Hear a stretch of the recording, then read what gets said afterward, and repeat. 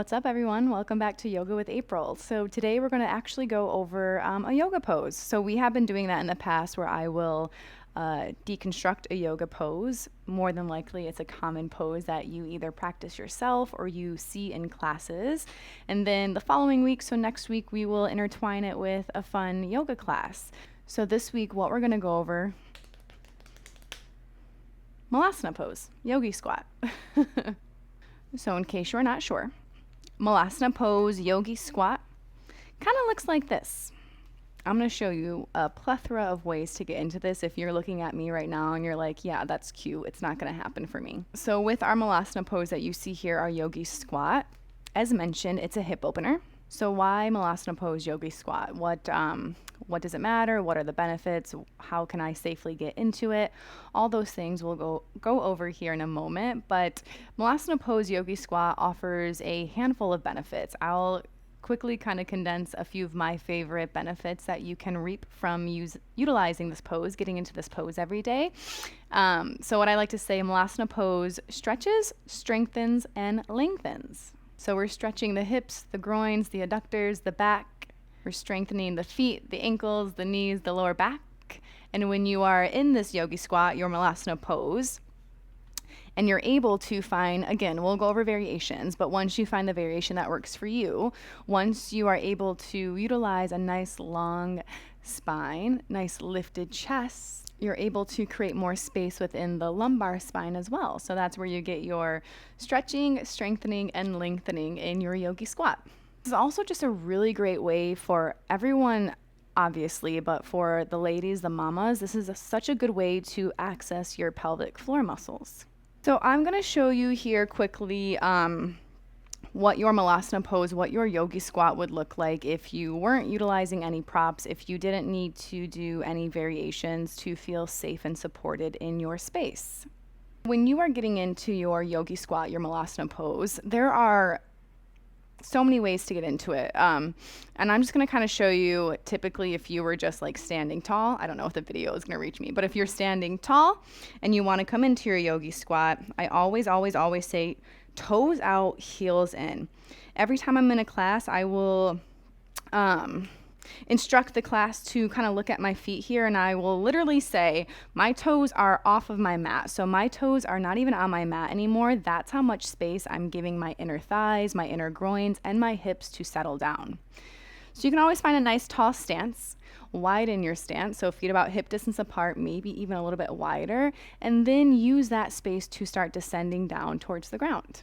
Now, once you find yourself in a comfortable yogi squat, you want to think of drawing the pelvic floor up into the body and the low abdomen back into the spine. So that's where you're getting that nice lifted chest. Again, this is all just dependent on the space that you have. If you are in this yogi squat, your heels are planted, your toes are out, your hips have sunken down, your spine is finding length, and you can find balance in here, meaning your hands can comfortably rest off of the ground. Always think of bringing the upper arms to rest right in between the knees. So when you have the upper arms resting in between the knees, instead of kind of finding the scrouching position, you push into your knees with your upper arms, let your chest kind of pull through, so to speak, and then bring your hands heart center.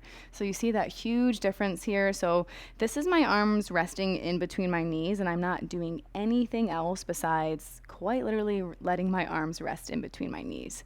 If I add some like vigor, if I add some push to that, that's when I'm able to lift out of the squat a little bit more, gaze towards my horizons. You want a nice lifted vision. And then you allow yourself to let the hands come heart center and kind of rest and breathe. You want to think of rolling your shoulder blades back and away. So the shoulder blades roll back and then they kind of depress down. So you can find that integrity through the upper half. Your chest and your ribs, they'll pull through. And there is a lot of external engagement, external rotation rather, of your hips in this pose. So meaning that your hips are going away from your midline. This is like your typical, one of many variations of yogi squat. And I guarantee you've probably seen this either in your own practice or with other people if you are in a group setting practicing. There's a lot that goes into play with yogi squat. And I'm going to get you into this next one while I talk to you because my knees kind of hurt. Now, if you are in yogi squat and this is just not a reality for you, which is more than okay, if you're just like, that is just not where I'm landing today, I'll give you a few different choices. I always say bring the ground up to you. If you've watched any of my videos, you already know I'm going to encourage you to bring props into your practice so you can have support in your practice. So if this is just not comfortable and you are compromising the integrity, the length, the lift of your spine and your chest, I want you to grab something to sit on. I have my block here on the second setting, and I'm gonna place it, as I almost fall, I'm gonna place it right on my booty. Look how even myself, even though I can get into quote unquote the typical asana with the Malasana pose, this is amazing. The fact that I can, again, widen my knees a little bit more here, allow my chest to come through a little bit more, and actually find a focus on my breath. This is a much better yogi squat, in my opinion, than someone who is just trying to be where they just aren't, you know? There is a lot that goes into play with your yogi squat. There's a lot of external rotation of the hips. There's a lot of increase in your hip flexion, and your ankles and your knees, they play a big aspect in this pose too. So there's a lot of dorsiflexion that needs to happen with the ankles, with the feet. So meaning the toes are going to flex back towards the shins. That's going to allow you to sit up a little bit taller and hopefully help the heels ground down a little bit more. Let's talk about another big thing. Oftentimes people ask me, what do I do if my heels are lifted? What do I do? What do I do? Like, they really want those heels to plant, which I completely understand why, because that's what you see in a class. You're like, hey, how do I get to that level too?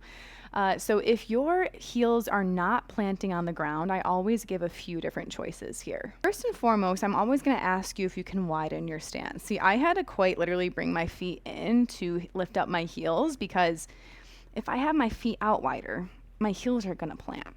That doesn't mean yours are going to plant though. But so that first thing I'm always going to ask anyone is, can you widen your stance for me a little bit more? Let's say you widen your stance and now you're like lifted up a little bit because you don't have the hip flexion, the external rotation is just not there for you yet. Then I'm going to ask you to just keep your hands on the ground, try to lift up a little bit more, and you might just have a higher yogi squat, and that's okay. But if you widen your stance, you are pretty close to your heels touching the ground. That's when you want to try to shift some weight back. That's where that dorsiflexion is going to come into play, the toes flexing back towards your shins, and that requires a lot from your ankles and your knees. That's not just the hips at this point. But if you get lower after widening your stance, the second thing I'm going to ask you to do is shift a little weight back to see if that helps you plant your heels too. And lastly, if you get down here, the heels, you're just having trouble planting the heels and you're just not comfortable, I'm going to show you a trick. And do this in class, right? Literally do this in class. I guarantee if you're taking class with me or if you're taking class with another teacher and they see you do this, they're going to be like, my heart, my soul, yes, get yourself in that yogi squat. So if your heels are planted and you just don't, or heels are not planted rather, and you are just not a fan, start to roll up your mat. Roll up your mat, and again, we're bringing the ground up to us. So let's say I'm here. I'm just struggling. I don't like it. And then I roll up my mat. I have some ground lifting up to me, I guess I'll say, since I'm already just going with it. And then your heels are planted, right? Through all of those variations, I know we're all different, so there might just be something else that you need that's just not clicking in this video. So if you have more specific questions, let me know. But I'm also going to show you just what it might look like if you have a higher yogi squat, which is okay. So let's say none of that works. Get them out of here. We don't like it. Blocks didn't work. Sorry, Fields. Mat didn't work. Like, we don't like it. I'm going to ask you to stand up nice and tall still. Toes come out, heels come in. Big breath in, you prepare, and as you exhale, you just go down as comfortable as it is until either A, heels start to lift, or B, you start to hunch forward. So you could be here in your yogi squat. I always suggest kind of placing your hands on your knees so you can disperse some weight off of your torso, making your legs work a little bit more here, but that's not a bad thing, right? And this could be your yogi squat too. And of course, I always kind of play around with arm variations. Last little thing I wanted to mention. So if you are down, but having your hands heart center is just not working right now, just bring your peace fingers on the ground here too, right? Peace fingers on the ground, maybe the palms plant on the ground, all that jazz. Ooh.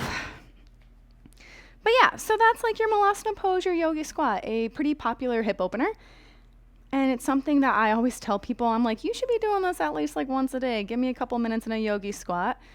Do as I say, not as I do. No, just kidding. Most of the time I'm in a yogi squat, but yeah, just a really good way to decompress from the back body, decompress the hips, and allow you to just settle into your space a little bit more. So I hope that this was beneficial. I hope you learned something from this video. And like I said, we're all so different. So if something isn't clicking for you or you have a more specific question, I'm happy to answer it in the comments. And yeah, I think that's it. Follow me on the gram, launching our new website for Rooted Renewal Wellness Retreats next week. So we'll have all of our 2025 retreats, our online courses that we're going to start offering. So much goodness coming into this space. And we have a lot of people coming with us too. And we would love to have you join us. Okay, see you later.